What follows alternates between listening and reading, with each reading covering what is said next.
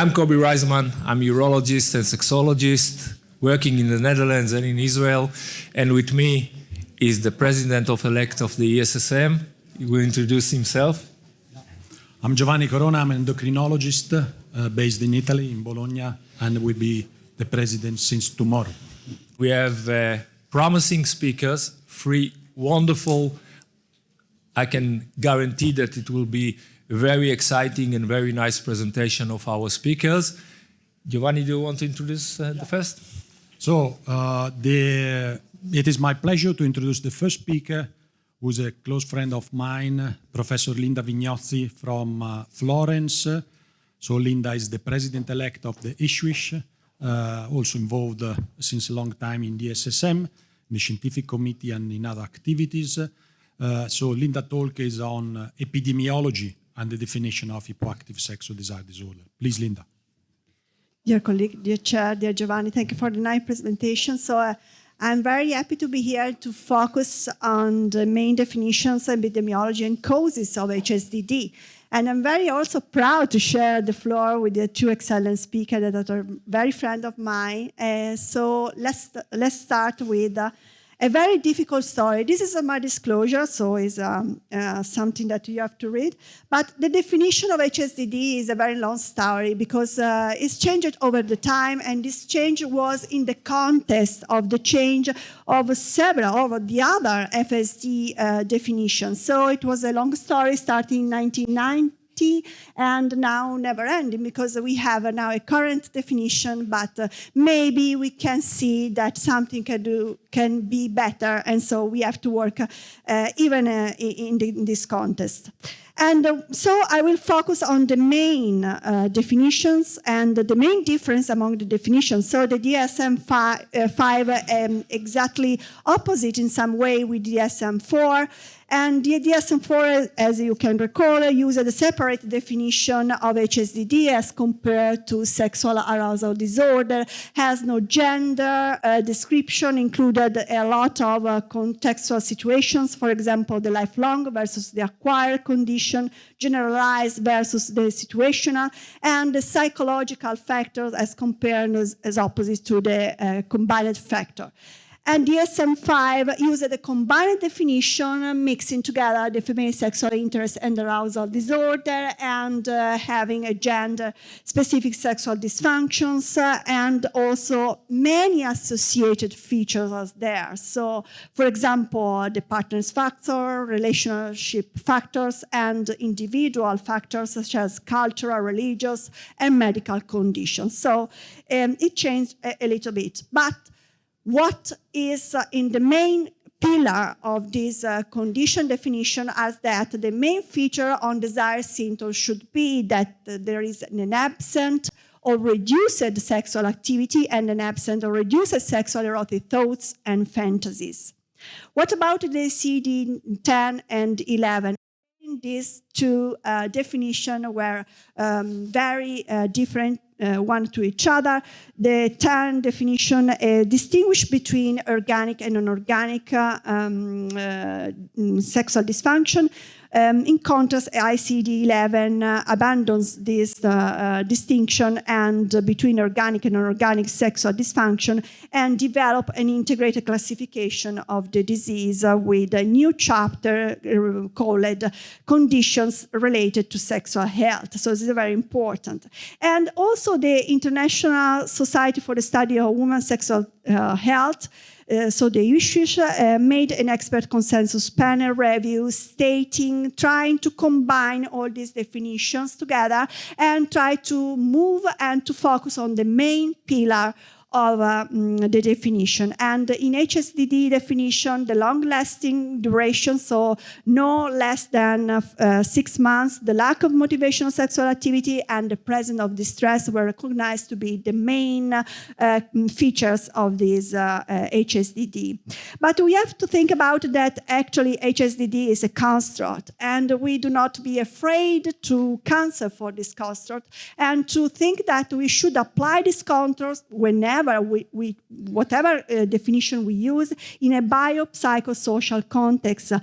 This condition is not specifically event-related, maybe spontaneous during the interaction with other person, could be acquired or lifelong, and it should always be rated in terms of severity by the person who is affected by the condition as mild, moderate, and severe.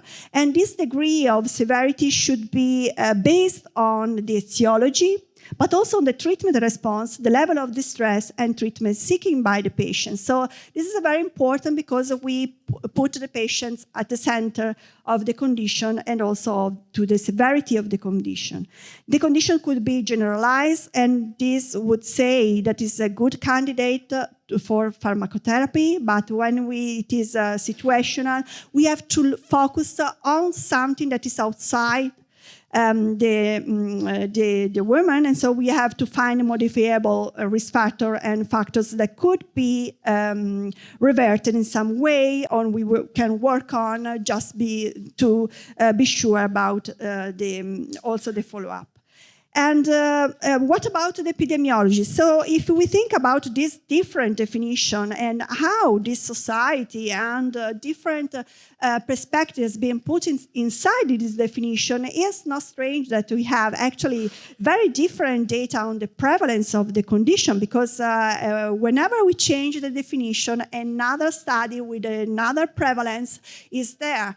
And this is a very interesting study in my mind. It is a study presenting a prevalence of sexual dysfunction using the new ICD-11 guidelines. So this is very important because it's actually the most recent definition. And in this survey in the German population, it was found enrolling more than 2,400 women. What was found was that HSDD was present in 50% of patients from all the age. And when we look at the patients with a severe form, with a severe distress, this percentage was roughly around 20. So 1 out of 5 women has the condition. And if we look at the age band, actually we can see very clearly that it's not a condition that is related to postmenopause per se, but is something that can occur actually in a lot of young women, so in perimenopausal period. This is very important because these women has also the higher prevalence of a condition related to severe distress. So this is a very interesting story and think about. And when we look at this data, actually there's a very similar to these studies. This is a meta-analysis performed in observational studies looking at the prevalence of FSD in premenopausal women, and they found that it was roughly around 40%. But when they look on HSDD, this percentage was roughly around 28%. So 1 out of 3 actually women in premenopausal age. So what about the causes? So due to the time restriction of this talk, I will focus on some paradigmatic condition. And concerning the psychological condition, I choose depression because looking at the HSDD registry, it is very clear that depression is very related to HSDD. And in this registry, involving more than 1,500 women, it was found that depression was there in 33% of the cases. And indeed, depression has a bidirectional association with sexual dysfunction. And in this sense that you have depression that increases the risk of sexual dysfunction, but you have also through the opposite. So sexual dysfunction can increase the risk of depression. And the story is further complicated by the fact that inadequate treatment of depression may positively act on sexual dysfunction. This is true, but it's true also that some antidepressant medication can be the driver, can be the cause of treatment-emergent sexual dysfunction, so with their potential adverse effect on this condition. But it's absolutely true. This is a very nice paper from Anna Maria Giraldi's group, 92 patients with major depressive disorder initiated treatment with escitalopram in order to try to improve their depressive symptom. And what was found was that actually the alleviation of depressive symptom was associated to an improvement of sexual dysfunction. And so we can state that the alleviation of depressive symptom can generally outweigh the potential sexual side effects. So we have to treat these patients. And indeed, when we think about depression, some antidepressive drugs can be safer on sexual dysfunction. For example, bupropion, which is an atypical antidepressant that boosts dopamine and norepinephrine, so can be more effective on sexual desire, as in this network meta-analysis has been demonstrated to be a little bit higher, with a higher efficacy than escitalopram per se.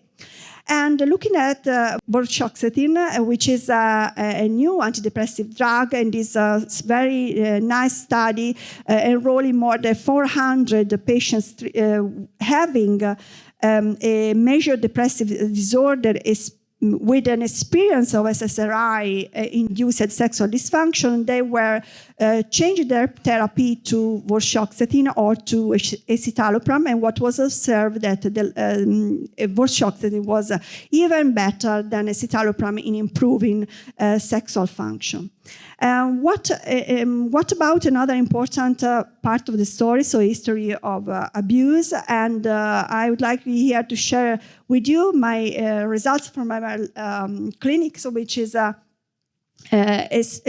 study published 4 years ago demonstrating that in women consulting for female sexual dysfunction, roughly 24% of these patients demonstrate an unwanted sexual experience during their life. And when we stratify this patient according to the timing of this unwanted sexual event, we were able to demonstrate that adolescence, so those events related during adolescence were associated with the worst sexual function. So this means that adolescence is the most important and sensitive period for FSD. And indeed, in adolescence, teens start to build their own sexuality. This is very important to focus on.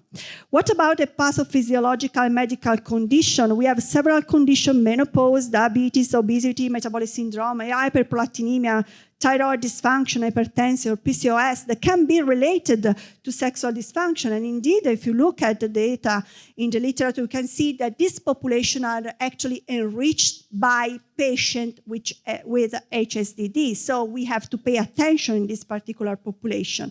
But here I decided to look at the very important and in some way very less analyzed and assessed conditions, so the low androgen level. And indeed, in this meta-analysis, we demonstrate that total testosterone level, these are endogenous testosterone level, is actually associated to FSD. And mainly the domain which is related to this condition is the desired domain. So this association was observed in postmenopausal, but also in premenopausal women. And even when we separate and exclude hormonal contraceptive taking pill women, we were able to even find a more pronounced association. This was also true for free testosterone level.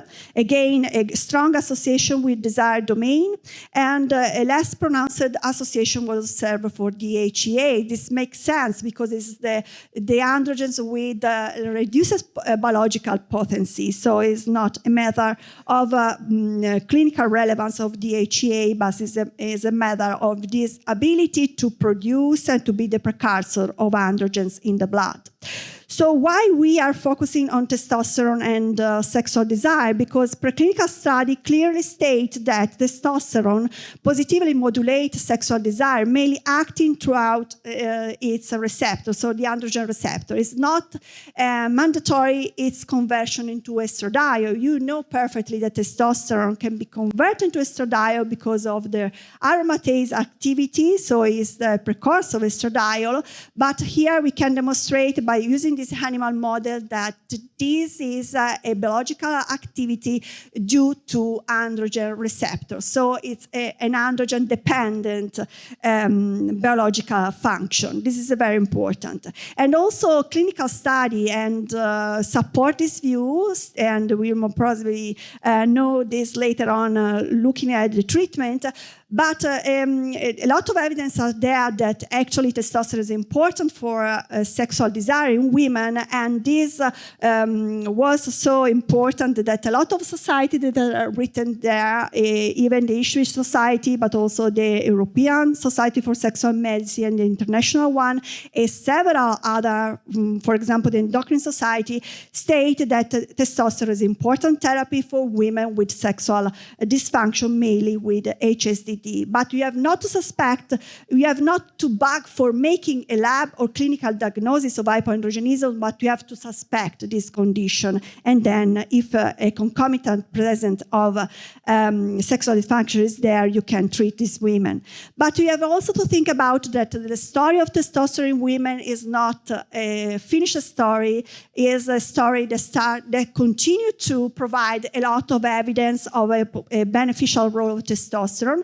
And we have already stated in a very clear way that testosterone is able to improve sexual function, even acting at the clitoris level and the vaginal tissue. So androgen actually can be also considered for the treatment of GSM in women, so the genital urinary syndrome of menopause. So why this, and this is my last slide, why these are so relevant? Because when you have to work up with a woman with a HSDD, the first thing you have to do is to assess for and to check for modifiable biopsychosocial factors. And when you find that, you have to try to treat and to remove this condition.